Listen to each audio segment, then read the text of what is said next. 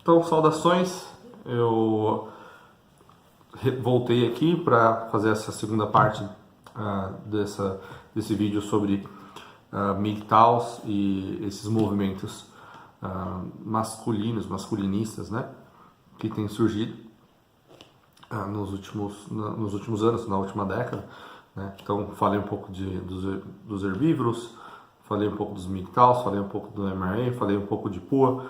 Então, assim, essas diversas siglas, nomenclaturas que abordam,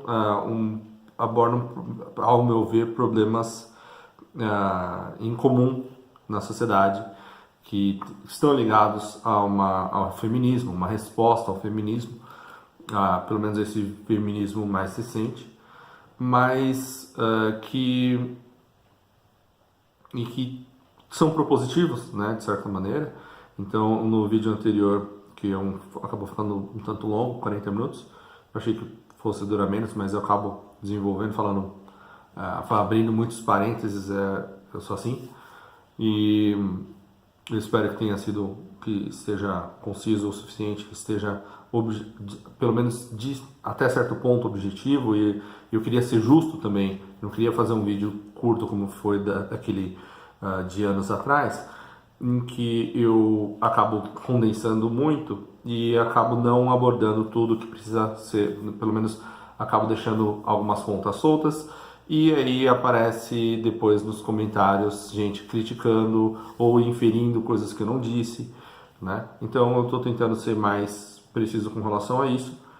Então eu fiz o vídeo anterior, eu parei para comer o meu bolo, tomei meu Jack Daniels, né, aqui, e o bolo do monge, aqui, que eu super recomendo, lá do Mosteiro de Cimento.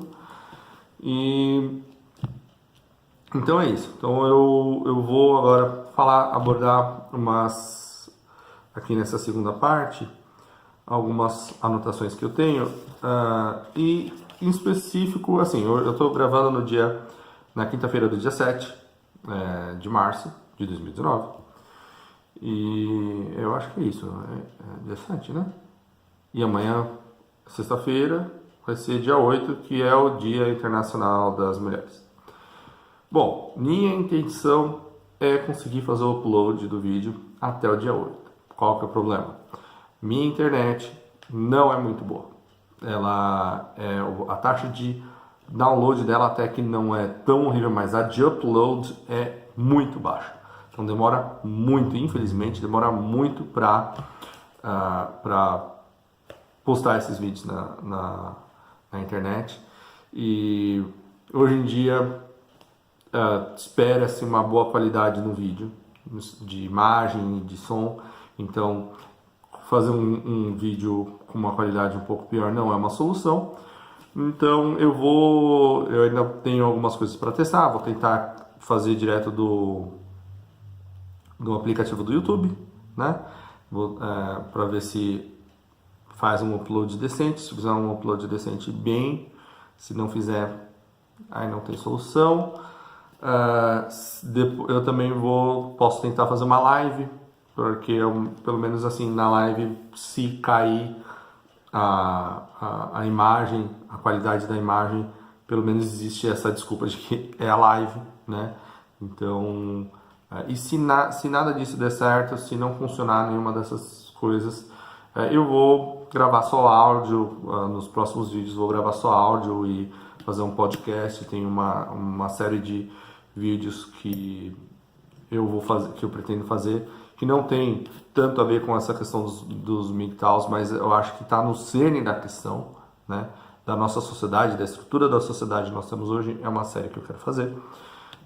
E tem alguns que não tem como, eu teria que fazer com imagem. Então, por exemplo, tem um sobre o QI, que faz anos que eu tenho esse projeto de fazer.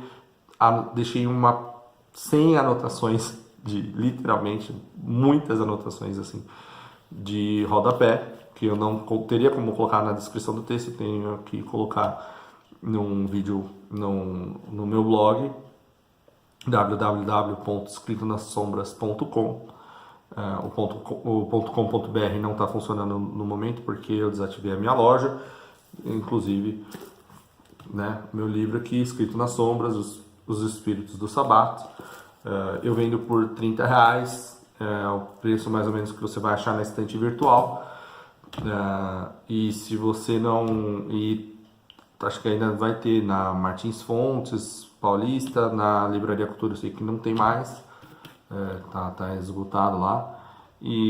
Mas se você quiser que eu te envie autografado, é só me deixar me mandar um e-mail para rafael.ramos.oliveira@usp.br ou rafael.ramus@mail.com. Não é Gmail, é mail.com.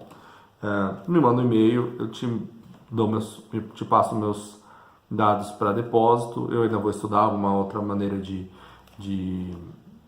capitalização de dinheiro, não sei.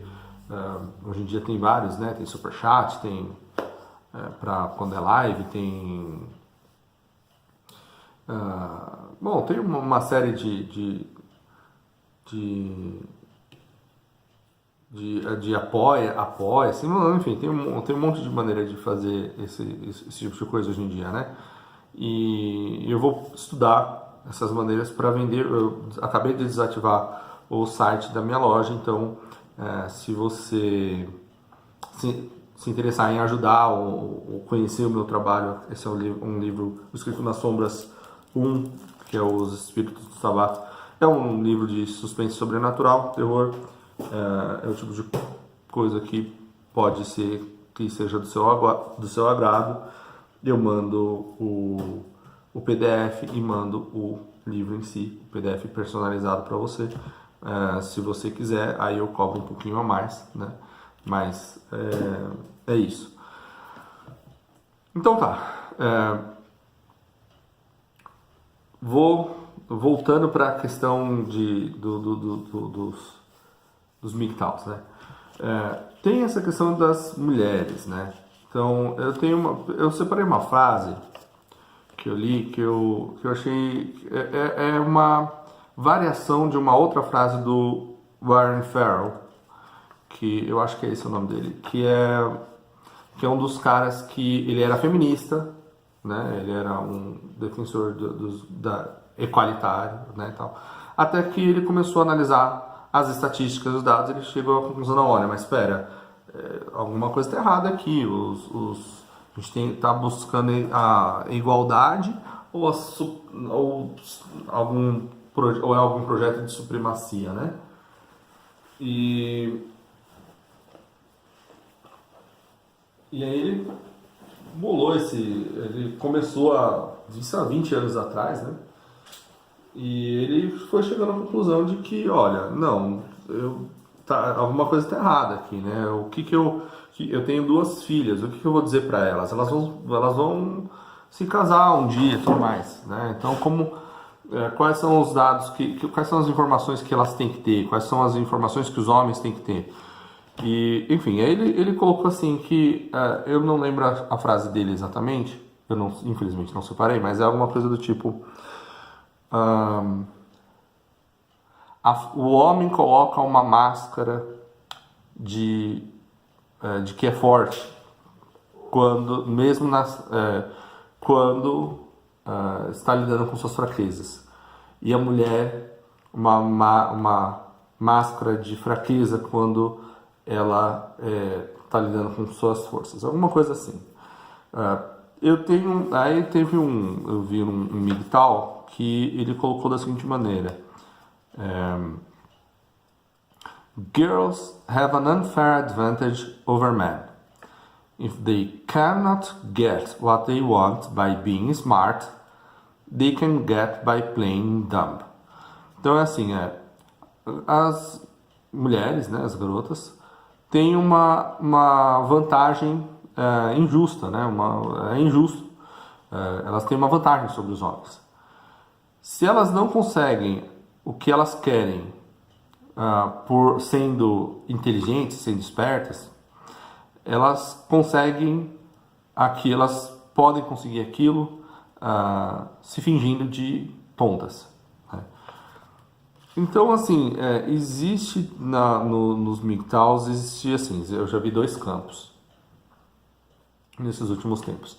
Tem aqueles que dizem que seguem essa linha de raciocínio, de que as mulheres, elas não, elas, they underperform, porque elas têm os homens para tem os homens para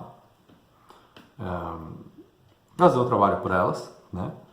E porque elas conseguem só, né, arrumando os cabelos e jogando um charme.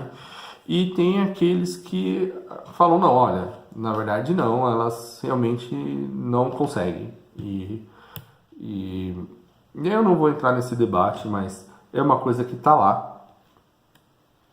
E poucas. E até então, né, até recentemente, eu não via. Eu não via muitas mulheres mais jovens, né, na faixa dos 15 a 25, 30 anos, até 40, vamos colocar até 40. 40 não, 40 já começa a aparecer, mas as mulheres mais jovens aderindo ou falando sobre esse tipo de coisa, né? E a perspectiva delas quando elas tomam a Red Pill. E eu achei interessante porque tem, né? Agora foi surgindo, e é um sinal é um sinal positivo de que existe uma resposta feminina para essa situação, para esses problemas que estão sendo colocados, né? E a resposta delas varia um pouco eu vejo no começo, primeiro indo para um lado do Tradicon, como eu, que sou um Tradicon, mas eventualmente com o passar do tempo também foram surgindo algumas que fazem um meia-culpa, né? E começam a falar, olha, não, assim, primeiro admitem, não, os MGTOWs, MRAs, eles têm razão, né? E é injusto mesmo, mas hey, eu tô aqui, né? Então nem todas as mulheres são assim, dá um voto de confiança e tudo mais. Aí tem os homens que viram e falam assim, elas querem que volte para a plantação e tudo mais, ou elas estão nessa depois de terem andado o carrossel. Andar o carrossel é quando a mulher é promíscua na juventude, até os seus 20 e tantos anos, e aí ela decide que depois, agora que ela já andou o carrossel, né? Ela decide arrumar um parceiro fixo. Só que aí aquele beta que não servia antes, aquele amigo que estava na friend zone que não servia antes, agora serve para ela poder casar e ter filho e tudo mais.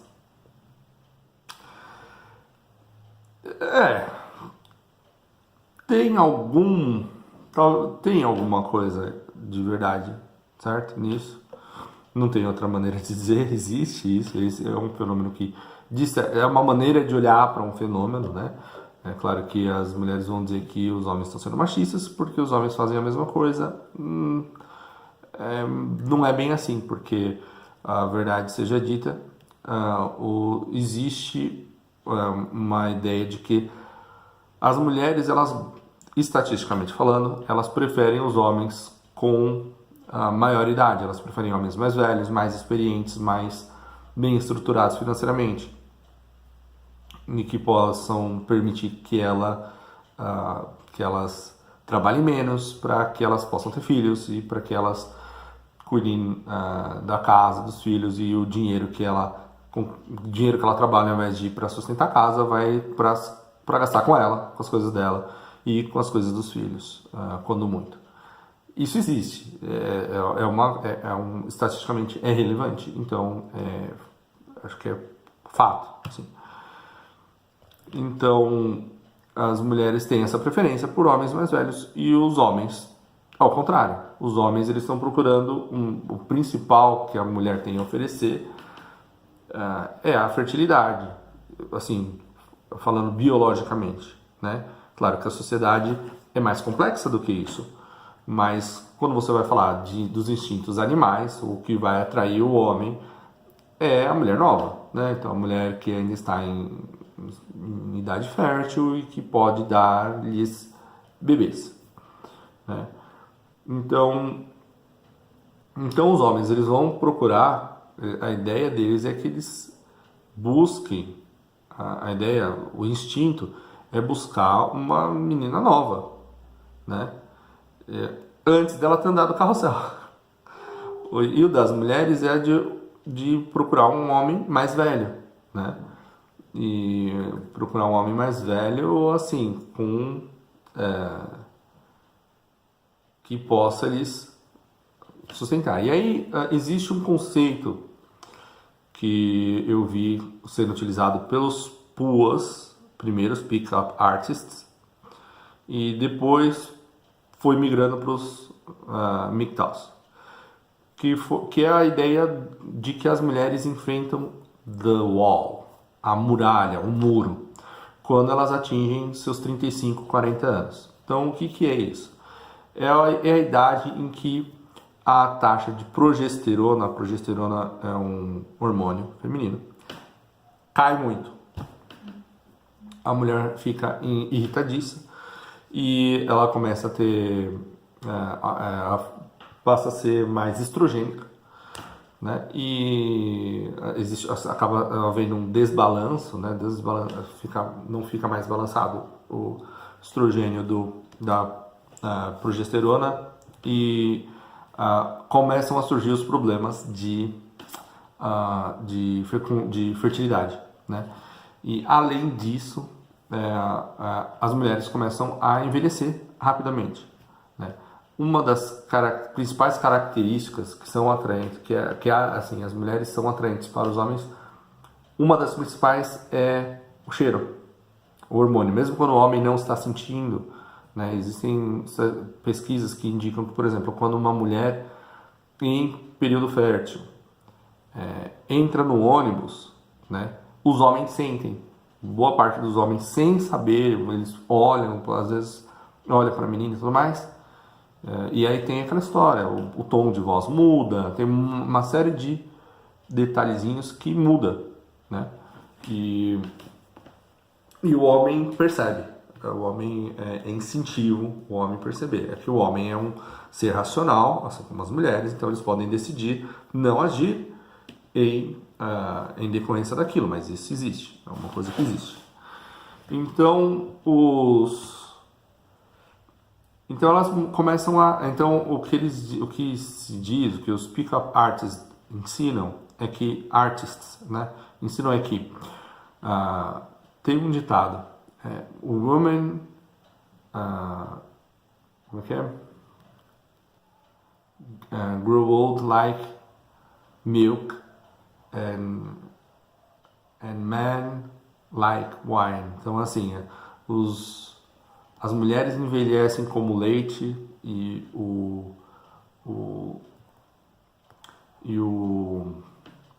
homem como vinho, né? Ou seja, quer dizer, os homens vão ficando ou seja, vai fermer. A ideia seria de que as mulheres envelhecem pior do que os homens vão ganhando valor de mercado no mercado sexual e que as mulheres vão perdendo o valor de mercado no mercado sexual e que isso se reflete nas estratégias que cada um dos sexos assume, né, para conquistar o sexo oposto.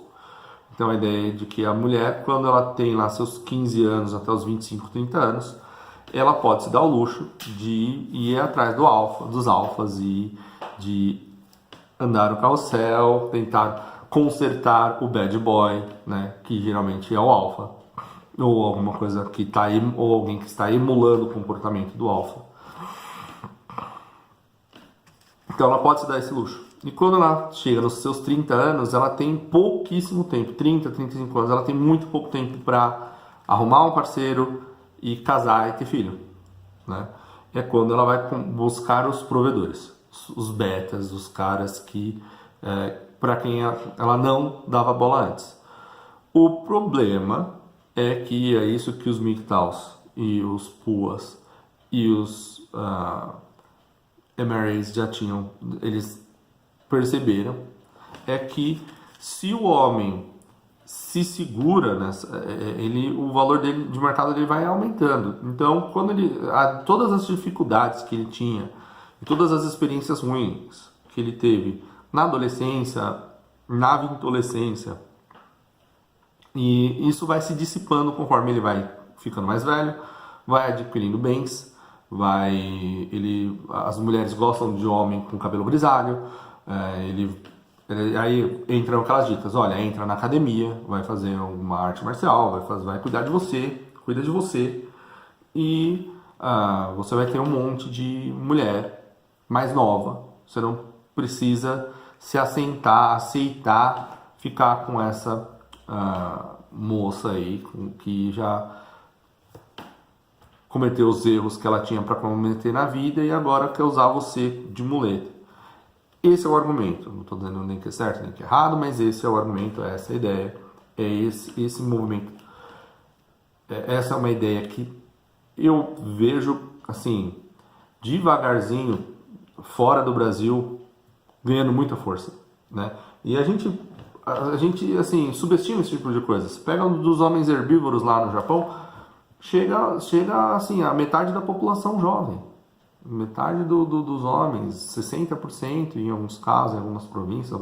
Então assim é um tipo dos homens herbívoros, né? Não estou falando de MGTOW ainda, mas você vê que é o tipo de coisa que consegue ganhar momentum, sim, né? E é aquela história, você imagina se conseguem colocar no mercado aquele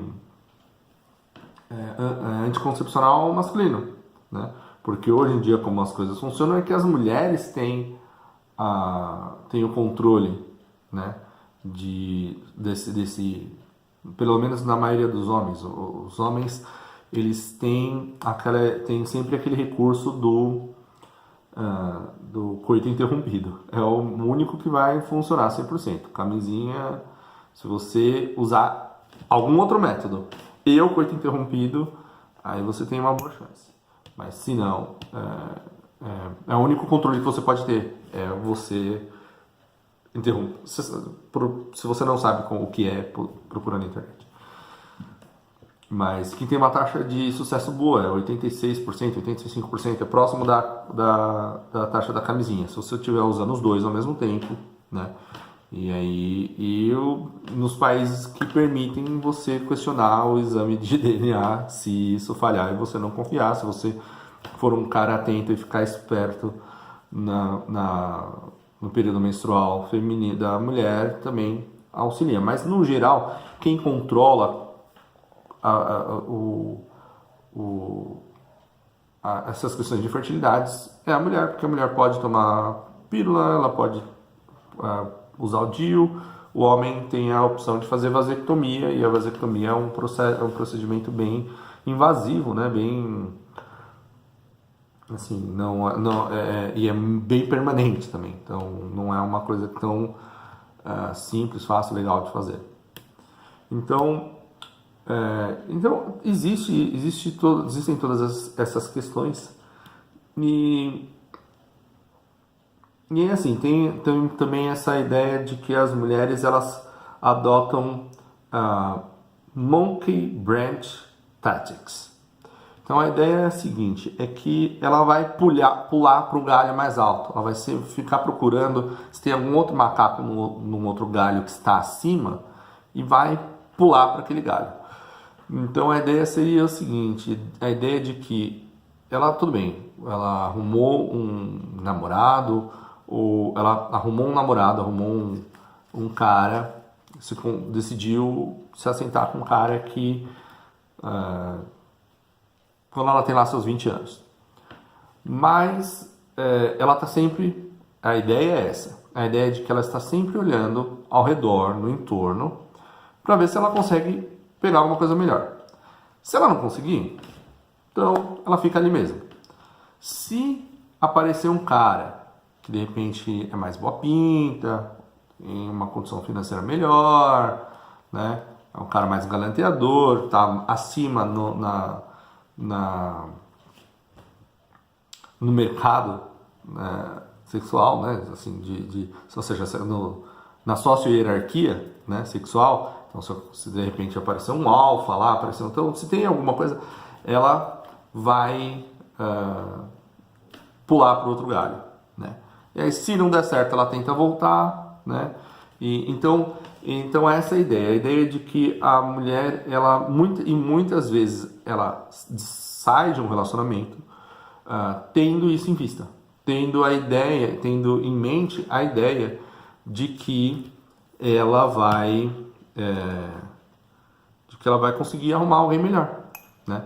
E tem um artigo que eu vi, até que relativamente famoso, eu não tenho ele aqui em frente, só me ocorreu agora de usá-lo como exemplo, mas se você pesquisar na internet em inglês, você vai achar em que ela diz que she's 42, ela tem 42 anos e está solteira e perdeu o amor da vida dela. E aí ela conta a história dela e ela fala que ela caiu exatamente nesse conto, nessa ideia de que ela começou a olhar pro marido, que ela descreve como um marido ótimo, excelente, exemplar, que deixava bilhetes para ela e tudo mais. Só que ela achava que ele não tinha ambição, ele não era ambicioso o suficiente, ele estava muito acomodado e ela estava crescendo no ambiente de trabalho, ela estava conseguindo cada vez mais coisas, ela achou que ela estava indo muito bem, e aí ele decidiu entrar pro corpo de bombeiros, né? Ou seja, fazer uma guinada de carreira perto dos... Eu acho que, se eu não me engano, é essa história. Faz tempo que eu li, eu espero que não esteja misturando dois artigos, mas se eu estou misturando, são dois artigos iguais, porque tem mais de um caso, se você procurar na internet, mas esse é de algum site grande, por isso que eu estou falando, que eu estou citando. E aí o cara decidiu prestar para o corpo de bombeiros e conseguiu entrar, só que aí ele ficava menos em casa, ela foi ficando mais... Enfim, ela resolveu que conseguiria uma coisa melhor. Então ela saiu do relacionamento. Aí, passados os anos, né, só que aí é aquela história, ela já está chegando nos 30. Aí tentou um relacionamento, não deu certo, tentou um outro, não deu certo. E quando ela foi ver, o cara já estava casado, com filhos, né? O outro cara, né? E ela chegou a se corresponder com ele por carta, mas aí a esposa do cara pegou e acabou abrindo uma das cartas e não gostou, então mandou que eles cortassem relações, então eles deixaram de ser amigos, não perderam, assim, cortaram contato, e aí ela falava que ela estava agora sozinha, com 42 anos, e tinha perdido o amor da vida dela. E tem alguns casos, então eu estava vendo uma menina, como é o nome dela? Georgia Free. Foi esses dias agora que eu vi esse vídeo. Ela... o título dela é They Lied to Me When I Was a Teenage Girl. Now I Face Reality. Então a tradução seria: mentiram pra mim quando eu era uma adolescente, quando eu era uma garota adolescente. E agora eu enfrento a realidade. Então ela tem, acho que 27, 28 anos, e ela fala: olha, eu segui a carreira, segui o conselho que todo mundo me deu, então de ir atrás de carreira e dinheiro, só que agora eu estou indo para 28 anos e eu estou sozinha, e eu não tenho filhos, eu não, né? Então se eu não, e eu me dei conta agora de que se eu quero buscar ter uma família, eu quero ter filhos, né? Eu tenho que começar agora, porque é aquela história, se ela, com 28 anos, se ela arrumar um cara e ela tem pretensão de ficar muito tempo com o cara, ou de repente para a vida inteira, né? Que é um sonho recorrente de homens e mulheres, você se casar e ficar até o final da vida, né? Então, é para isso, em teoria, é para isso que você casa, né? Mesmo quando não dá certo, acho que pouca gente entra num relacionamento falando assim, olha, nós vamos casar, a gente casa agora, fica 5 anos e aí separa. Pouca gente acho que pensa assim. Então, porque se você pensa assim, por que você vai se dar o trabalho de fazer esse negócio todo?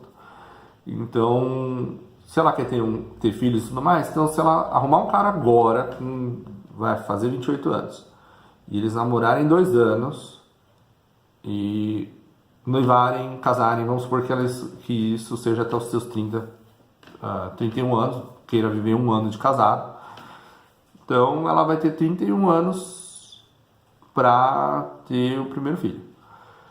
Se ela conseguir agora, se ela demorar mais 1 ano, vai ficando mais complicado. Se ela chegar nos 30, vai ficando cada vez mais complicado, né? Então, e é aquela história, e é o que ela descreve no vídeo, que os sonhos, o que ela espera, o que a mulher espera, não muda, né? Então ela continua querendo o príncipe encantado. O príncipe encantado é o quê? É o cara que é ao mesmo tempo o bad boy, que ela domou, certo? Essa é a verdade. As mulheres querem domar o cara que é mal, o cara que é seguro de si, que é o alfa, né? E que é a minoria, que é os 10, 20% de homens que são alfas, né? Que tem dinheiro. E aí, que seja bem sucedido, né? Seja bem sucedido, ou seja, aquele cara que todas as mulheres querem, mas que resolveu ficar só com ela. Então todas essas coisas, é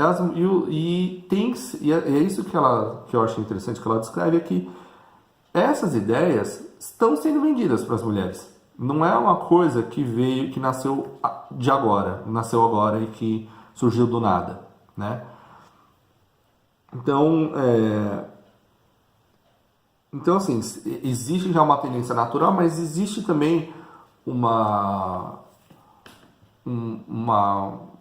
trabalho propagandístico, né? Em cima disso.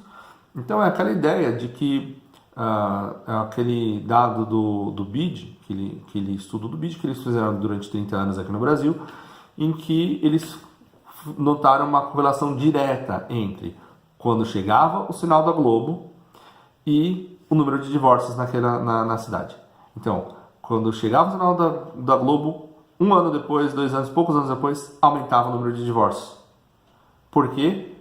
Por causa das novelas. Se você assistir as novelas, você vai ver que geralmente as mulheres da novela são mulheres independentes nos modos como eles colocam lá em independência, sempre estão buscando um outro parceiro, alguém melhor, ou tem alguém que é perfeito, que está lá fora, que ela não conhece. Então ela geralmente tem um protagonista, um outro cara que pode ser um marido, que pode ser um noivo, pode ser um namorado, que é o atual, e aí ela vai se apaixonar por algum outro cara, que é o protagonista, que é o galã da novela, e eles vão se apaixonar loucamente, e aquele primeiro cara vai virar o vilão, né? Então tem muito essa estrutura, esse tipo de estrutura nas novelas. E ela geralmente não tem filhos, ou tem um filho só, né? E se existe a figura do casamento no último capítulo, né? Com esse cara, com esse galã. Então, acaba alimentando na cabeça das gurias. E nos filmes é a mesma coisa. Se olhar para as comédias românticas, vai ter muito disso. Então, existe assim, todo um aparato cultural em torno dessa ideia, né? Então, nos livros, os Harley Quinn romances, né? Que é a pornografia para o público feminino, né? Então tem Harley Quinn romances, tem esse tipo de coisa, né? Então assim, e ela fala, não, existe mesmo essa coisa, e é uma coisa que as mulheres deveriam ser ensinadas a combaterem dentro de si, assim como os homens tem que combater a questão da promiscuidade, né? Natural do homem. O homem, se deixar só por ele, né? Aquela ideia de que ele sai copulando com todas as mulheres que ele encontra na rua, né? Então, instintivamente, vira uma sociedade de bonobos, é mais ou menos essa ideia. Não é bem 100% verdade, mas existe algum elemento ali, né? Assim como as mulheres têm que lutar contra a promiscuidade também, né? Mas aquela ideia de que as mulheres são promíscuas quando estão próximas do período fértil, né? Em torno daqueles dias de fertilidade. No restante do tempo, não. Então, quando elas estão menstruando menos, e etc. O homem não, é todo dia. Então, essa é a ideia. Não, é claro que a questão do animalesco no ser humano, assim, o ser humano tem que lidar com isso e tem que combater, porque nós somos seres sociais e se você acredita em Deus, em Jesus Cristo ou é católico como eu, né? Assim, se você é cristão, católico ou, enfim, se você adere a alguma religião, você tem essa ideia de que nós temos uma alma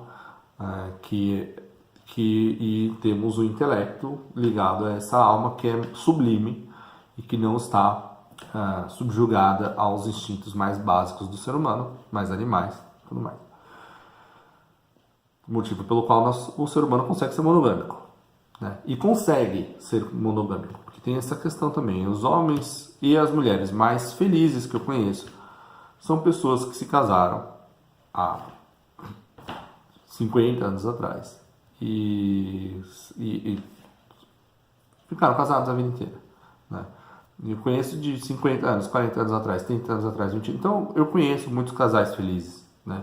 E eu tenho as estatísticas aqui e você vai ver que ainda é a maioria.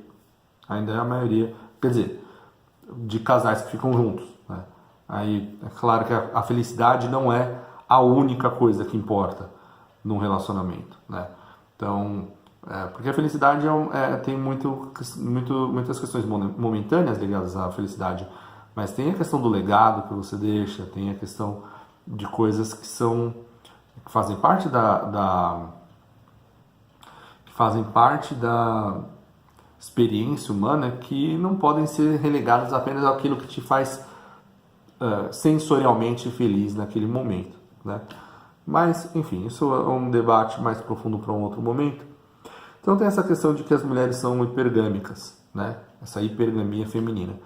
E também tem a questão do solipsismo, ou seja, o fato de que o motivo pelo qual as mulheres muito frequentemente reclamam que elas são inteligentes, conseguiram um emprego e tudo mais, e os homens não querem saber delas. Por quê?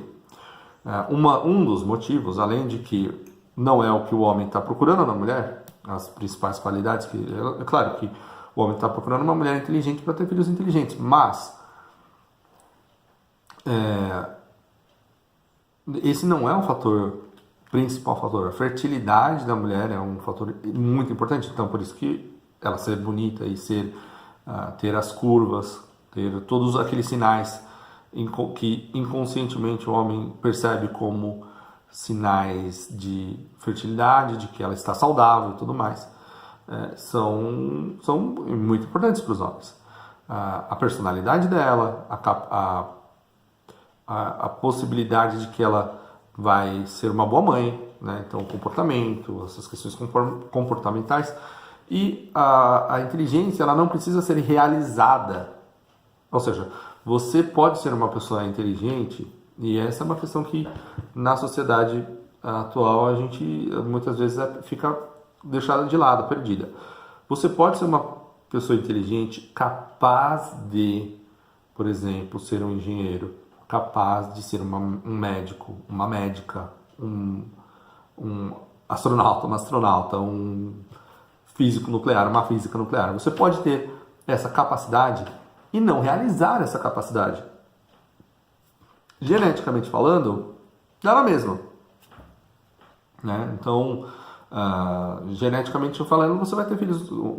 Se a capacidade de adquirir aquele conhecimento é o que vai passar para a geração seguinte. Então, o que a parte instintiva animal entende é isso.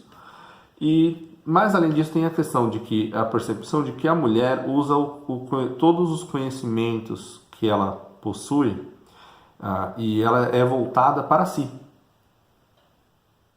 Então essa é a ideia de que a mulher é solipsista.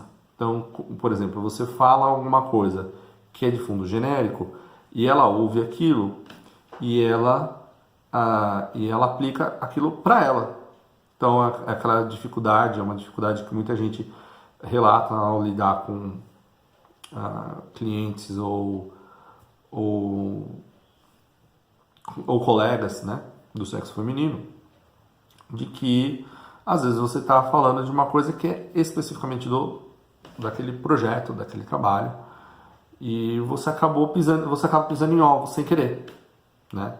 Então, ou você está falando de uma coisa que não é sobre ela, você está falando de uma coisa que você fala, por exemplo, você critica pessoas que deixam a faca na mesa depois que comem um pedaço de bolo e não colocam na pia. E aí ela pensa, não, mas você está falando de mim? É de mim que você está falando, né? Então essa é a alegação. Claro, homens e mulheres têm algum grau de solipsismo, todos. É uma coisa do ser humano. Mas, de fato, há um bom caso a ser feito de que as mulheres são, sim, mais solipsistas do que os homens.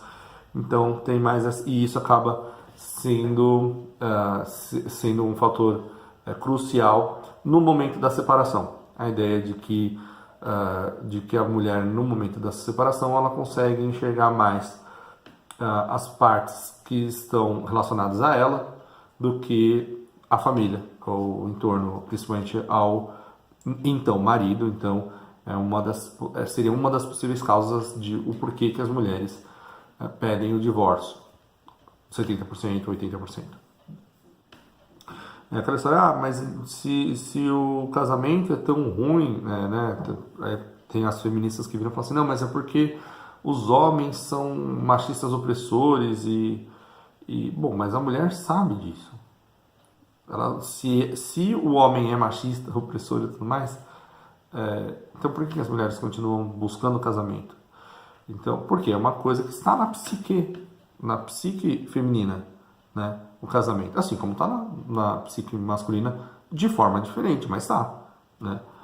Então, eu vou comentar alguns canais aqui, porque são canais que eu acho que são interessantes, são canais femininos, de mulheres, que têm alguma coisa a acrescentar nesse espectro e que estão a par do que está acontecendo, né? Que conhecem o movimento MGTOW, que conhecem, que falam das questões de feminismo, ou são antifeministas, ou que enxergam esse fenômeno e, assim como eu, veem que, ainda que seja uma resposta compreensível e justa, como aquela história de que é uma análise de risco, né?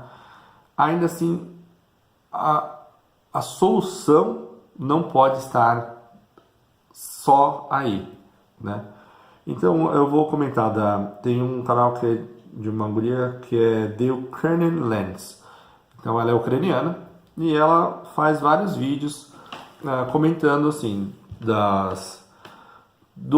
sobre o movimento MGTOW, sobre uma perspectiva feminina desse movimento e sobre como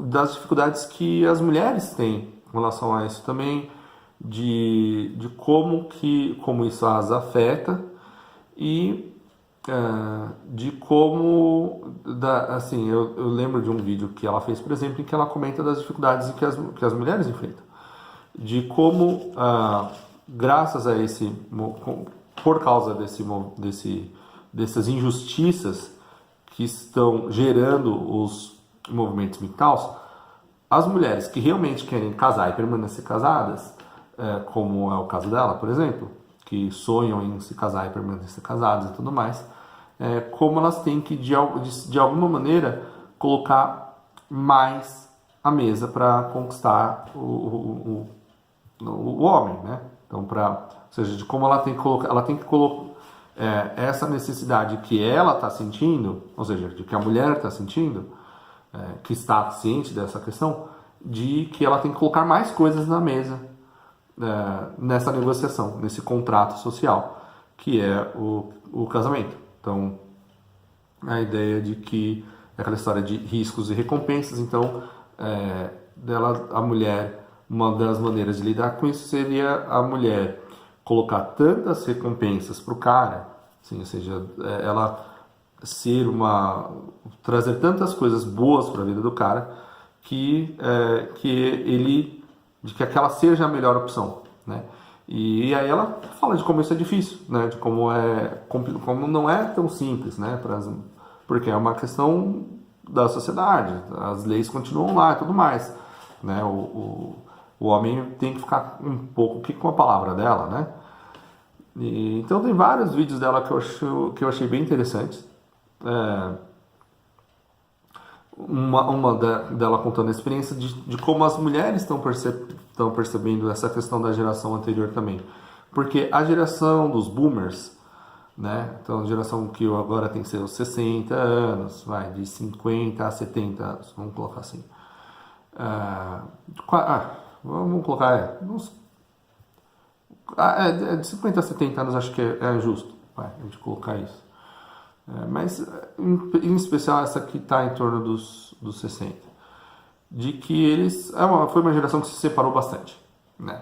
E aí ela comentando de como, tempos depois, como é a visão, o que ela enxerga nessas mulheres que se separaram e nas que não se separaram, né? Então, ela falando, olha, e nos homens. Então eu lembro de um vídeo dela em que ela comenta aquilo que estatisticamente a gente já sabe, né?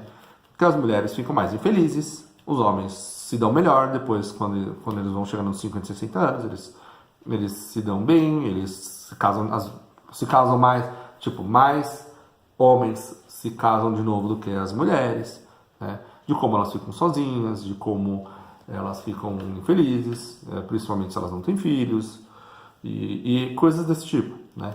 Então, de como é a visão dela, de enxergando isso, vendo essa realidade, e de como ela não quer isso para ela, mas ela também não, ela é mulher e ela, né? Então, como resolver essa equação, né?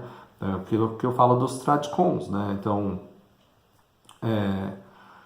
porque essa questão dos direitos de separação, boa parte desses direitos, eles entraram em vigor, eles foram sendo elaborados num contexto diferente, que era aquele contexto em que o homem saía para trabalhar e esperava-se que a mulher ficasse em casa cuidando dos filhos, ela fosse do lar, né? Fosse dona de casa.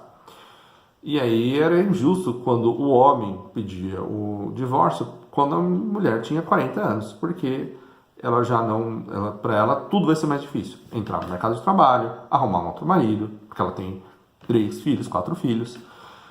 O que acontece é que hoje em dia já não é mais assim, né? Não tinha também os incentivos do Estado, eu vou falar deles daqui a pouco ou no próximo vídeo, porque esse vídeo já está ficando bem longo. Mas eu acho que eu vou manter o vídeo longo dessa vez. Mas enfim, eu acho muito interessante, né, que exista essa visão feminina em cima desse tipo de coisa, né? E também, e aí tem uma outra que é a Chris O'Misty, que ela era uma youtuber que assim, ela fez vídeos na juventude dela, na adolescência dela, e os vídeos dela têm milhões de visualizações, só que ela sumiu antes deles fazerem sucesso dessa maneira, ela sumiu da internet. E aí ela foi lá fazer o trabalho missionário dela. Quando ela voltou, né, ela e o marido, e eles pararam para olhar viram que alguém tinha repostado os vídeos dela e, nossa, milhões de visualizações. E aí de um ano para cá ela criou dois canais, o Chris O'Miss e o outro é Make Women Great Again, alguma coisa assim, eu não sei. Eu acho que é isso. Mas a questão é que ela aborda também essas questões. Ela já falava um pouco dessas questões. Ela tem 4 filhos com o marido dela e ela é uma dona de casa e é cristã. Então, de uma região nos Estados Unidos em que as pessoas se separam pouco, né? E então você vê que existe esse tipo de coisa e eu acho interessante. Eu assisti um vídeo recente dela em que ela fala das sufragistas, das sufragetes, das antissufragistas, né, do movimento antissufragista, que era feminino, de mulheres, e que compunha a maior parte das mulheres na época, né? E os argumentos que elas utilizavam, né? Inclusive contra o voto, a ideia de que as mulheres teriam que votar, e como a questão do voto não era vista como um direito, mas como uma obrigação. Então a ideia de que as sufragetes estavam lutando pelo direito de votar e as antissufragistas entendiam que aquilo era uma obrigação que o homem tinha, né? Então o homem tem a obrigação de se manter a par de tudo isso para ir lá votar. E a gente já está muito ocupado aqui ensinando, educando os filhos, né? E fazendo os afazeres domésticos e tudo mais. Então é uma visão interessante também como o movimento sufragista é diferente do movimento da organização das sufragetes, de como as sufragetes chegaram a ser caracterizadas por atos que hoje em dia seriam denominados como atos terroristas, né?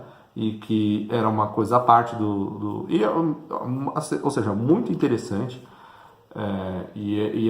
Ela tem lá os vídeos dela sobre MGTOW também, que é claro que uma parte da comunidade MGTOW não vê com bons olhos, né, essa intromissão das mulheres, como é que tem alguns que falam que ela era back to the plantation, que está tentando cooptar de volta, mas eu acho uma bobagem, porque o objetivo não deveria ser se vingar das mulheres, o objetivo deveria ser, ou deve ser, construir uma sociedade melhor, porque essa tem elementos que a tornam insustentável.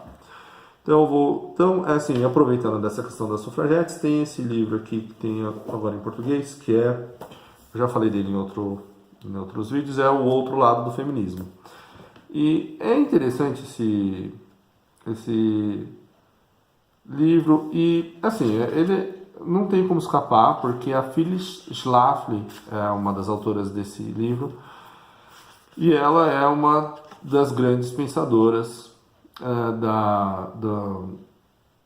dos conservadores, né, norte-americanos, do movimento do Partido Republicano e dos conservadores. Era considerada a mãe deles enquanto ela estava viva.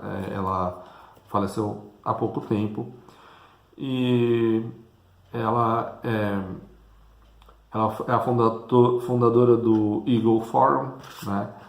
E, enfim, ela teve uma vida política muito ativa, né? E eu acho interessante que o que ela coloca, né, na vídeo no livro é a experiência dela. Então eu vou só comentar da experiência de vida dela, que eu acho que é interessante, independente do seu espectro político, do espectro político que você defende. Mas essa ideia de que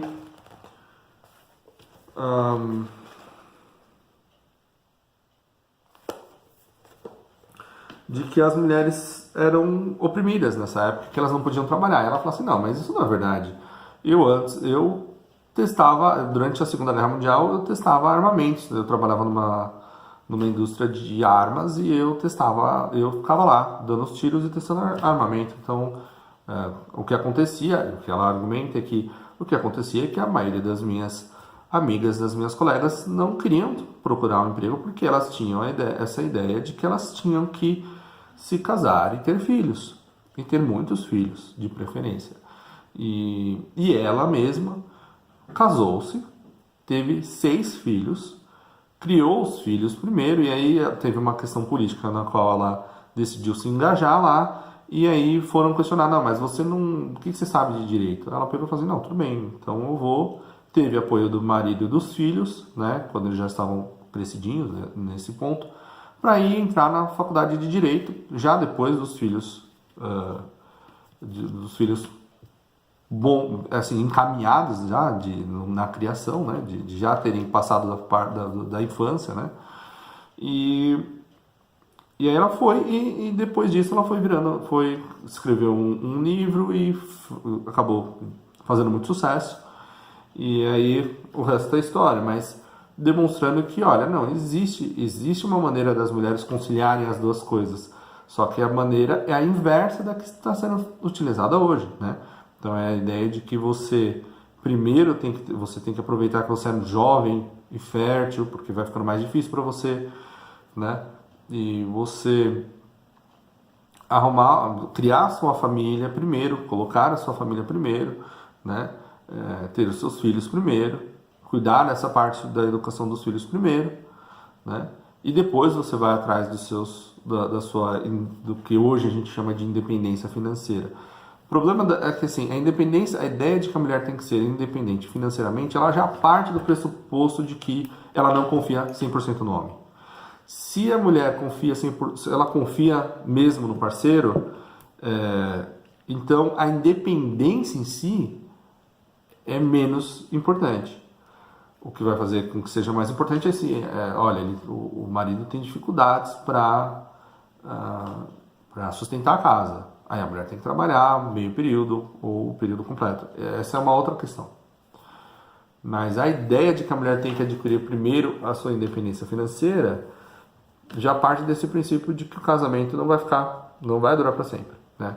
Então, o que eu acho que é uma ponderação justa dos MRAs, dos Red Pills, do Red Pill que engloba tudo, né, a pílula vermelha. Então, é uma ponderação interessante, inteligente, que se a mulher tem muita preocupação com a independência financeira dela, é um sinal de que ela não confia 100% na figura masculina. Ela tem algum pé atrás já, logo de cara, né? Enfim, então tem esse caso da Phyllis Schlafly e a Suzanne Venker. A Suzanne Venker também, que coescreveu, né, o outro lado do feminismo, né? E ela também tem um trabalho interessante e junto à mídia mainstream, como é o da Christina Hoff Sommers, sobre justamente com essa questão do direito dos homens. E aí tem muitas mulheres que acabam entrando defendendo esses direitos dos homens ou o posicionamento dos homens na sociedade porque elas têm filhos e maridos e etc. E aí os homens falam assim, mas tá vendo como elas são solipsistas, né? Elas só estão nessa porque têm filhos, homens. Se tivessem filhas mulheres, de repente... Então, olha, eu acho que é uma crítica justa, mas não muito. Assim, ela tem um fundamento, mas é aquela história, esse solipsismo da mulher de trazer as coisas perto para si é um dos mecanismos do instinto maternal, né? Então a ideia de que ela vai defender aquilo que lhe é valioso, né? Então eu acho que é válido, não muda o fato de que elas, pensa bem, só uma mulher vai conseguir convencer outra mulher de que o sistema que as favorece é injusto, né? Por isso que eu estou falando dessas mulheres, porque são mulheres que viram e falam assim, não, olha, mas está injusto para os homens, está injusto para eles, e isso acabar sendo ruim para todo mundo, para eles e para a gente, e para a sociedade como um todo. Por quê? Porque a sociedade está baseada nisso, né? Então é ruim para eles e é ruim para a gente, então não é bom para ninguém. Esse é o argumento. Estou vendo os meus filhos se dando mal e eu sofro por eles, entendeu? Então, assim, é ruim para todo mundo, né? Ou então quando os homens e mulheres se separam, num primeiro momento o homem fica muito mal, mas depois ele se recupera e a mulher fica lá se lamentando e as taxas de felicidade caindo como tem sido nas últimos anos aí, nas últimas décadas, né? E falando de Red Pill, tem a Cassie J, que ela fez esse filme, esse documentário, chama The Red Pill. E assim, a ideia é a seguinte, ela era feminista, né, da Califórnia, né, e ela namora um cineasta e tudo mais, ela também gosta desse tipo de coisa, e ela já tinha feito documentários antes, e aí ela viu, se deparou com esse movimento dos MRAs, né, e ela, sendo super feminista, ela decidiu fazer um documentário para provar que eles eram misóginos e de como eles, na verdade, estavam defendendo o patriarcado e como o único motivo pelo qual eles tinham criado esse movimento era justamente para defender os seus privilégios, né? Check your privileges e tudo mais. E acontece que ela demorou 2 anos para filmar tudo e foi se aprofundando no assunto e ela mudou de opinião. E não é que ela passou pro outro lado, mas ela deixou de ser. Ela termina o filme dizendo: eu deixei de ser feminista, não sou mais feminista. Então, é um documentário que vale a pena assistir. Se você não assistiu ainda, eu não sei se tem gratuito aqui eu sei que dá pagando o aluguel ou comprando, você consegue assistir esse filme. Aí tem também uma outra que chama Diana Lorraine, que é uma coach relationship. Essa aqui eu coloquei só para demonstrar, como para fazer um contraponto para os PUAs, né? Então existe os PUAs, um caso que é um cara que é bem famoso, é o Rush, né? E aí tem o Vox Day, tem vários caras assim, e do outro lado também tem a Diana Lorraine. E eu gosto de ver assim, ela recebe um pouco de. Os MGTOWs têm algumas coisas contra, porque é lógico, ela vai defender aquele romantismo antigo ou seja, mais indo, assim, tentando levar as mulheres pro lado do Tradcom, né? Que eu sou a favor, mas ela pega de forma leve, mas só demonstrando que tem os dois lados. Então assim, aí falando do Rush, né, do Vox Day, tem algumas coisas, alguns lemas que eu sempre vejo nos MGTOWs, que é mais ou menos assim: I don't care and not interested, né, com relação à parte ao que as mulheres têm para dizer. Eu não acho que essa seja a solução. Acho que o diálogo, esse problema só vai ser resolvido através do diálogo. E por fim eu vou falar eu vou falar também do An Ear for Men. Esse é um cara que ele sempre fala no An Ear for Men, ele sempre busca trazer esses problemas masculinos, em especial dos MRAs, mas ele é bem pró-MGTOW, né? Então ele é bem pró-MGTOW também. É um pouco ressentido, teve o problema dele, tem um problema, uma série de, assim, quando você se envolve, vê os casos dos MRAs, tem cada caso absurdo que, enfim, não vou entrar nisso aqui porque são muitos, mas, então assim, existe muita injustiça sendo cometida contra os homens nas cortes conjugais, né? E cortes que lidam com casamento e divórcio e tudo mais. Uma coisa interessante sobre o Rush é que ele fez uma série, assim, ele viajava para os países e ele sempre acabava escrevendo um livro, Como Pegar as Mulheres daquele país. Então ele fez um aqui do Brasil, assim, unanimidade, né, da comunidade internacional, que é super fácil pegar uma mulher brasileira, né?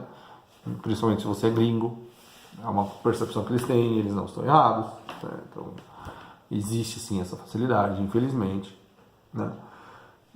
Bom, infelizmente, assim, eu acho que é ruim para a imagem da mulher brasileira lá fora, né? Mas uma coisa que eu acho interessante é que ele admite que ele fala assim, olha, não são todas as sociedades que valorizam o alfa, em que as mulheres estão em busca de um alfa e de que elas vão ter esses comportamentos que a gente descreve aqui. Então ele comenta de como era difícil para ele, como foi difícil para ele entender a dinâmica lá na Polônia, porque as mulheres polonesas são mais tradicionais e são mais e elas têm uma noção bem assim do que é preciso para elas naquela sociedade. Então, ou seja, elas estão buscando o provedor, né? Então tem isso. E eu vou terminar falando assim, pelo menos com relação a essa questão aqui. Eu acho que eu já falei bastante, mas eu vou terminar falando da Esther Vilar, né? E o que acontece? A última que eu vou falar, eu acho que eu vou terminar falando sobre isso aqui. Isso aqui é interessante também, então eu vou me alongar mais um pouquinho. Mas a Esther Vilar, ela é uma, como que eu posso colocar? Uma pensadora, uma socióloga? Bom, ela escreveu sobre essa questão do feminismo, do movimento feminista na década de 70, 60, 70. Eu lembro do meu primeiro contato com ela foi uma entrevista em alemão. Eu fiz letras em alemão. Foi uma entrevista com ela, uma entrevista debate. A jornalista era feminista e ela debatendo aquilo lá. E a primeira coisa que ela falava era a seguinte: olha, se você faz um levantamento, você vai ver que 70%, mais de 70% das mulheres que são casadas, que são donas de casa, têm filhos, mais de 70% se dizem felizes. Os homens, a taxa de felicidade dos homens é menor do que a das mulheres. Se você quer colocar os dois lados para fazer a mesma coisa, se você quer que as mulheres entrem para o mercado de trabalho e abandonem esse modo de vida, né? Isso década de 60 e 70, hein? Como que o índice de felicidade feminina pode subir? Ele só pode cair, só pode entrar em declínio, né? E não deu outra, né? Então, se você olha estatisticamente falando, os homens, depois dos 50 anos, são mais felizes do que as mulheres hoje em dia. Naquela época era o contrário, né? Então ela coloca isso, e aí eu achei tão interessante que eu fui ler os livros dela. É assim, eu sempre comento que é impossível concordar com tudo que ela fala, com todas as análises que ela faz, porque ela é bem radical, ela é muito radical. E ela chama as mulheres de as mulheres ativistas que estão. Não, ela fala no geral das mulheres. Ela fala assim, que as mulheres são crianças públicas. O que quer dizer crianças públicas? Quer dizer assim, que elas se utilizam, elas têm a capacidade de fazer.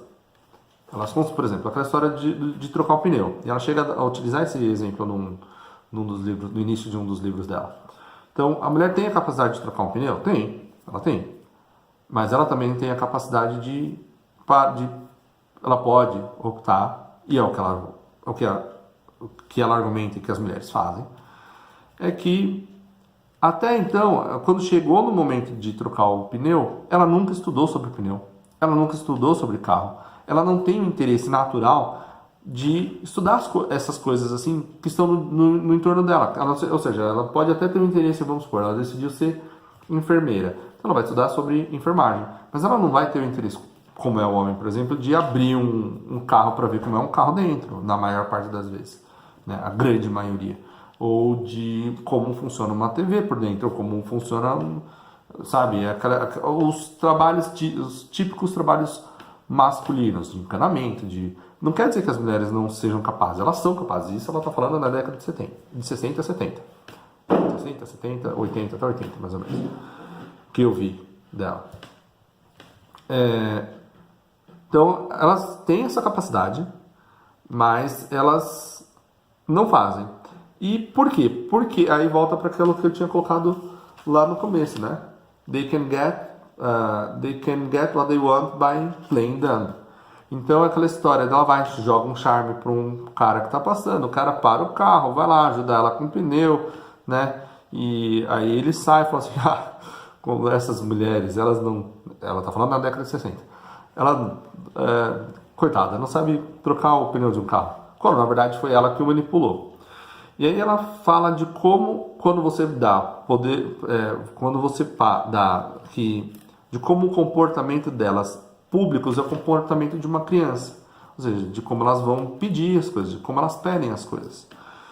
E ao invés de ir lá estudar e ver como é que funciona, como é que faz e tudo mais. E que, no caso dos jornalistas que estavam dando, de que isso se verificava, nos artigos que estavam sendo publicados, que os jornalistas estavam publicando, a favor do movimento feminista e como tudo que o movimento feminista estava pedindo naquela época já, na verdade, era equivalente ao de uma criança pedindo para o pai. Só que o pai, nesse caso, é o Estado.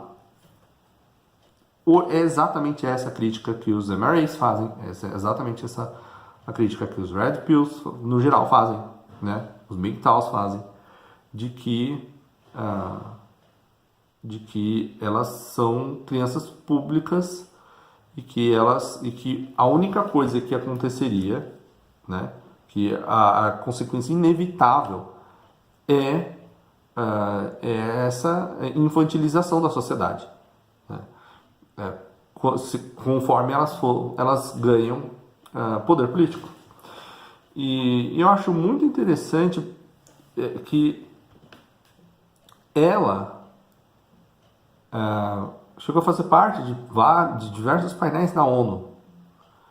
E depois disso, a ONU intensificou a ONU acabou intensificando a sugestão e essa coisa que a ONU faz de passivamente induzir os estados a passarem leis e a seguirem uma determinada direção. Isso foi intensificado depois dos estudos dela, das formas como das argumentações, das análises da Esther Vilar, né? Então, é muito interessante, porque para mim, pelo menos, é um indício de que isso foi feito realmente de caso pensado, né? Não só quando você vira e fala assim, não, mas os socialistas o Dia Internacional das Mulheres, eles já pensavam nisso, eles que eram os homens, primeiro que são os homens que estão por trás do movimento feminista, né? Só que são os homens poderosos, porque aquela ideia de que existe um patriarcado, não, existe um patriarcado de 1%, né? Os outros 99% dos homens estão na mesma situação rolida das mulheres, né? A mesma situação, né, de calamitosa em que as mulheres se encontram, né? Então é isso. Eu sempre vi esse tipo de análise, esse tipo de levantamento, né? E de como, por exemplo, no dia 8 de março, o movimento feminista ligado ao socialismo chegou a usar o argumento de que, na verdade, o movimento feminista era para libertar os homens, porque só os homens não era igualitário só os homens ficarem trabalhando nas fábricas, né? E de como era o Estado que tinha que tutelar essa relação familiar. Então, é muito interessante, vale a pena a leitura, apesar de que, como eu disse, isso não quer dizer que eu endorse tudo que ela fala. E por fim, eu vou comentar essa listinha aqui que eu fiz,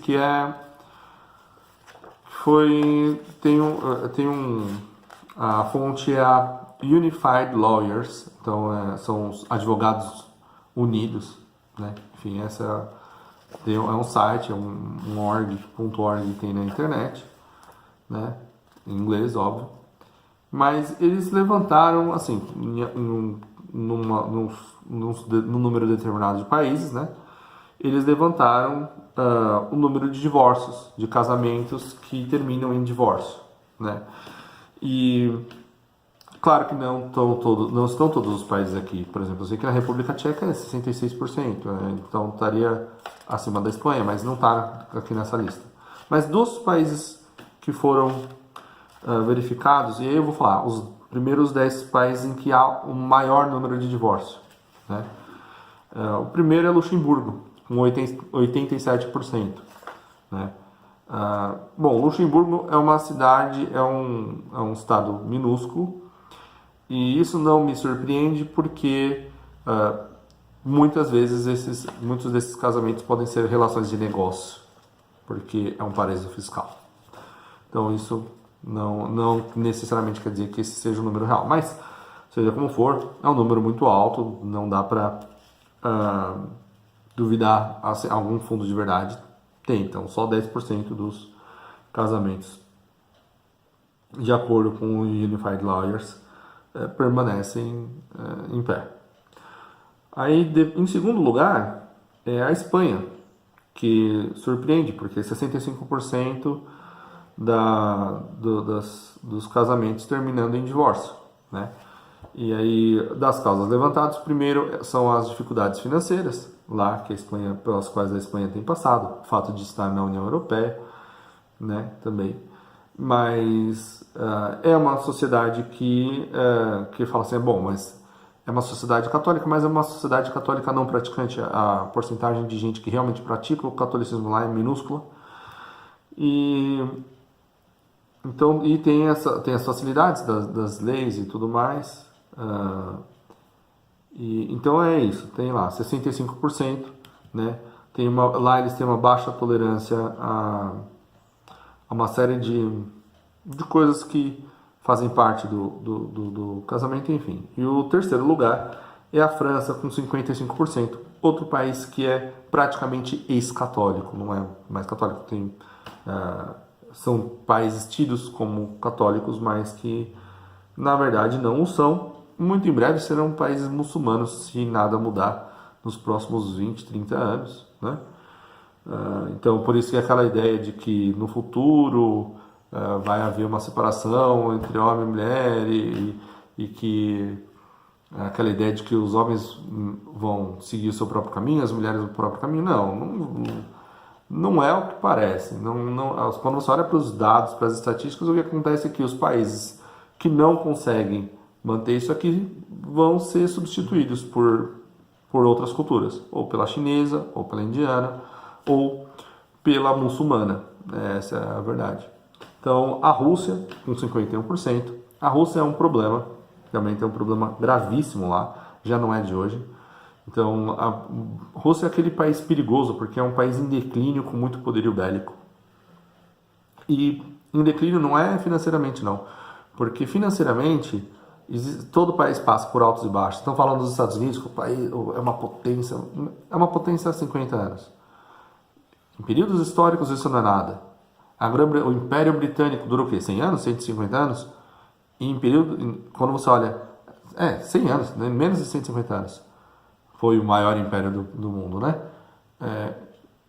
Quando você olha para a história, isso é pouco tempo. A Espanha foi o maior império do mundo por muito mais tempo. Você vai ver impérios que foram hegemônicos por muito mais tempo, né?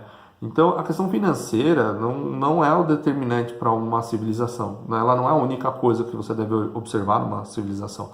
E é um problema que eu vejo aqui no Brasil. O Brasil tende a olhar muito para esses países que eles se intitularam desenvolvidos, eles nos intitularam terceiro mundo, e a gente acabou adotando a nomenclatura. Nem sempre faz sentido. O Brasil era era um país muito mais rico do que a Europa no período do Império, né? Era um país que chegou até a quarta maior marinha do mundo, do planeta, a quarta maior marinha do planeta. Então, Isso muda, isso vai e volta. Mas o problema da Rússia é que eles têm realmente um problema já com fertilidade, eles têm um problema muito grave de suicídio, eles têm um problema muito grave com produtividade, eles têm uma taxa de... A gente fala muito do islamismo na Europa, mas na Rússia é pior, né? Então eles têm uma série... Por isso que eles acabam, né, acaba sempre subindo ao poder uma figura forte, um czarista como é o Putin, por causa disso, porque é alguém que tem que ter o pulso forte. Sem esse pulso forte, a sociedade já não se sustenta mais. Por isso que eles têm tentado reviver a Igreja Ortodoxa Russa, né? E em parte é por causa disso, porque eles ruíram as bases da sociedade, é isso que eu estou falando. Ruíram as bases da sociedade e estão tentando reconstruir, só que agora com o peso da sociedade em cima. Isso é muito difícil, né? Então, a tendência, se você olha, tem vários estudos que dizem que se a Rússia não conseguir, né, restabelecer essa base, né, que tem essa base da sua própria sociedade, ela vai ser substituída por uma mistura da cultura chinesa e da cultura islâmica, né? Então elas se encontram ali, né? E é uma coisa interessante, porque no leste existe lá naqueles quistões ali todos que já seguem um islamismo um pouco diferente, mais sufista, com uma parte mais mística, já vai pegando umas coisas do Oriente. Então é um caldeirão complicado ali a Rússia, e eles têm essas tendências suicidas deles, eles são sempre um perigo para o mundo.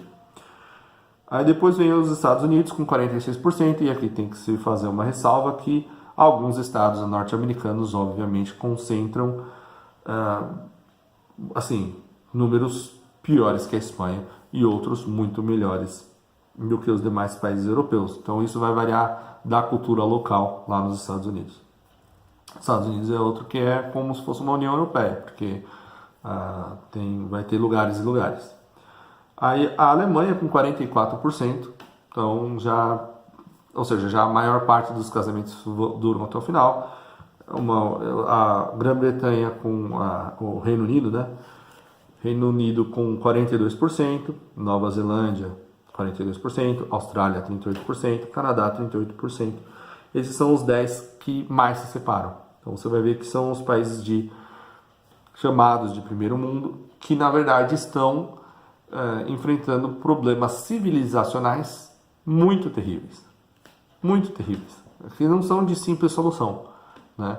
Então, essa abundância financeira, que é artificial, que veio por questões que eu não vou colocar aqui agora, mas que eles foram vendendo o futuro para comprar o presente, entendeu?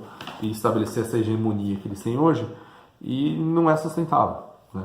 Isso é um assunto para outro vídeo. E aí vem a outra parte que é interessante, que são os 10 países desse estudo em que menos se divorcia. Então, o primeiro é a Índia, com 1%. Então, a razão que eles dão é que no hinduísmo, na religião hindu, existe a ideia de que existe uma alma completa.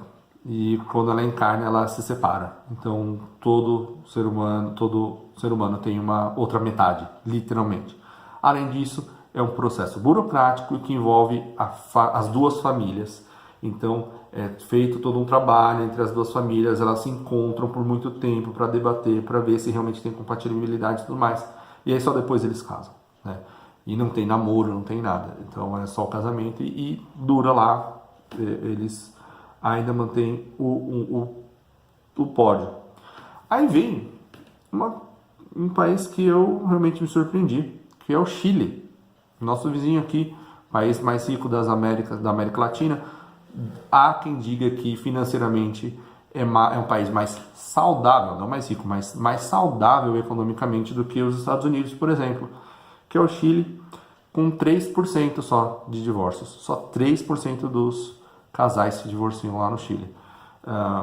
Uma parte atribui-se às leis e à forma como a própria sociedade vê essa questão da separação e do divórcio, não é bem visto lá.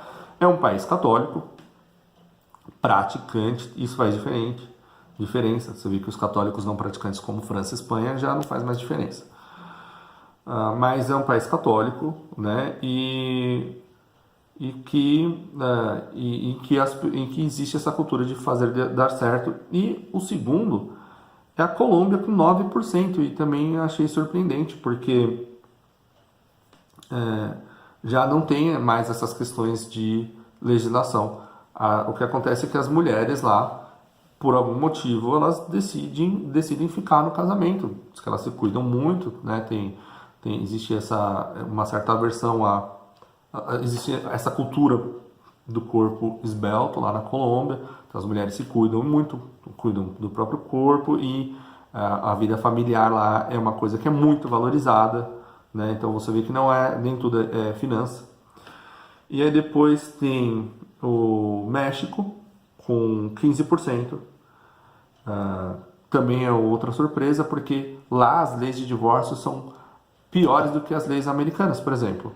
E você viu que os Estados Unidos é o quinto país com o maior número de divórcios no mundo, e o México com 15%. É claro que nos Estados Unidos tem aquelas diferenças entre os estados, como eu disse já. Então os estados podem ter legislação própria que aprofundem, que facilitem o divórcio e tudo mais, mas seja como for, esses 15% aqui no México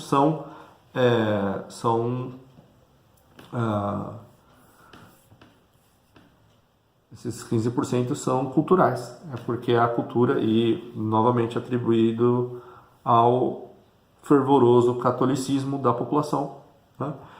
Aí depois tem o Quênia com 15%, aí tem a América do Sul com 17%, o Egito com 17%, então são 3 países. O Egito, bom, é muçulmano, e eu achei interessante que o Egito esteja aqui com 17%.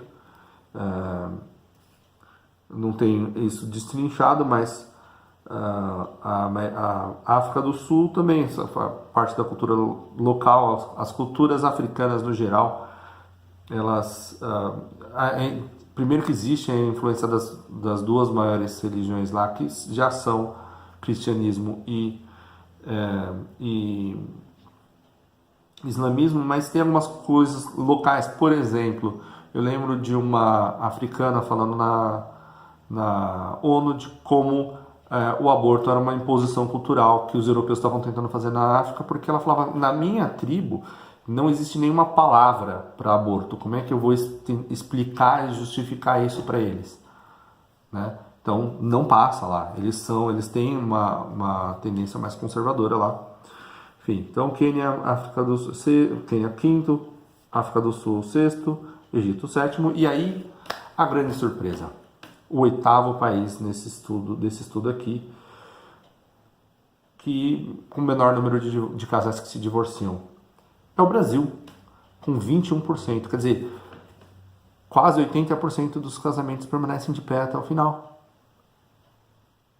Não é quando você segue a mídia, nós claramente não temos essa impressão.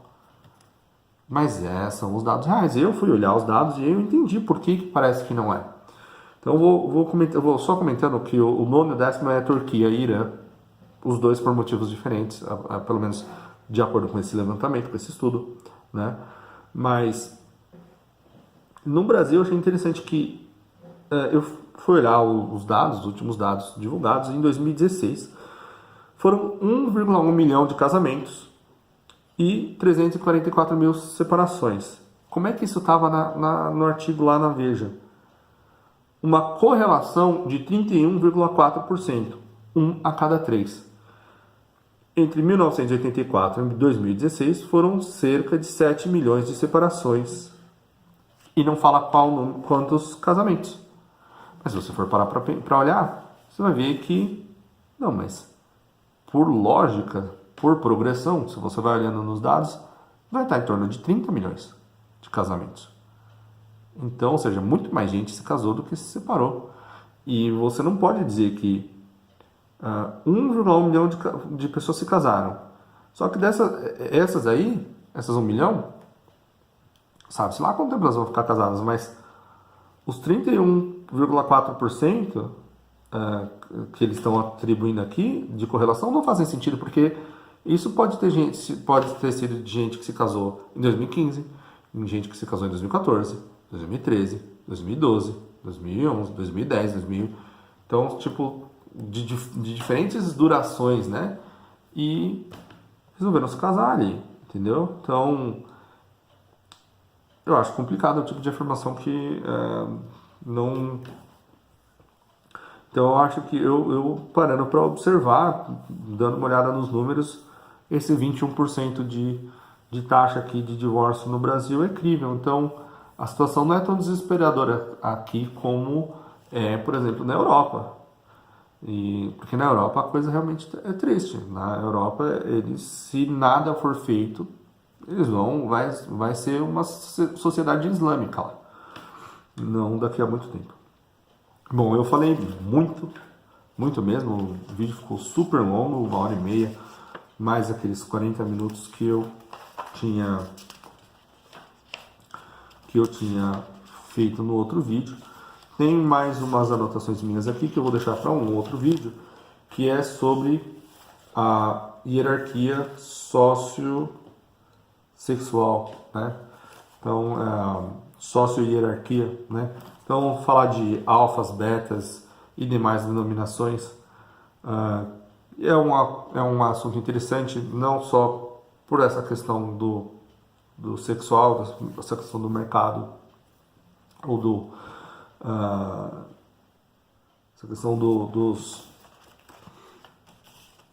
mercado sexual, de conseguir parceiro e tudo mais, mas porque esses são arquétipos, né, que é útil conhecê-los na sociedade, se você conseguir aplicá-lo de alguma maneira, né, claro que são controversos, é um pouco aquilo que eu chamo de sociologia de botequim, antropologia de botequim, ainda que já tenha livros sérios sendo escritos com esse tipo de nomenclatura, mas eu acho que vale a pena a gente abordar, destrinchar ainda mais essa questão do movimento MGTOW e dessas relações que estão na base da sociedade. Então eu realmente considero que isso é muitas vezes mais importante para o bem-estar da sociedade do que as questões de ser de esquerda, ser de direita, ainda que... Porque eu vou terminar com essa ressalva. Você que me assistiu e que pegou e falou assim, é um conservador de direita, apoiador do Bolsonaro e tudo mais. Eu falo assim, olha, é bom que você tenha essa noção de que, ainda que, sendo verdade ou não, eu não vou falar, porque, enfim, não vem ao caso aqui, não importa, e eu não quero esse tipo de debate, lidar com isso agora, pelo menos. Mas se você pegar o discurso se você pegar o PCO falando, né, o Partido da Causa Operária, e você vai ver que muitas das coisas que o PSOL defende como bandeira da esquerda, o pessoal do PCO rejeita. O PSTU às vezes também vê coisas que estão aqui e pegam e falam assim, não, mas isso daqui é uma realidade da alta burguesia, da classe média alta, da classe média, da chamada classe média. Isso daqui não é a realidade operária, né?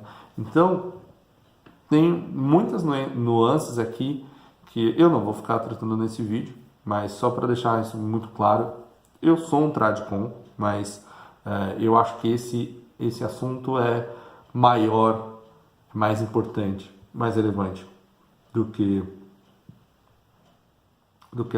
uma simples divisão política entre esquerda e direita, uma divisão às vezes pueril perto desse tipo de debate que é civilizacional, né?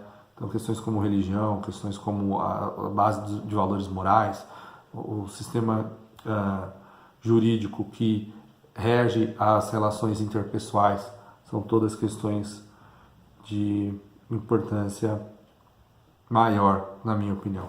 Então eu vou ficando por aqui, e se você gostou do vídeo, ficou até aqui, espero que tenha gostado do vídeo, então curta, compartilhe, subscreva-se, assine o sininho, clica lá no sininho para receber notificações se você tá interessado nesse tipo de conteúdo. Se quiser saber sobre a questão também dessa sócio-hierarquia que eu vou abordar no próximo vídeo. E tem muito conteúdo que me interessa, que eu pelo menos acho que é bacana vindo por aí. Então, eu vou ficando por aqui e até a próxima.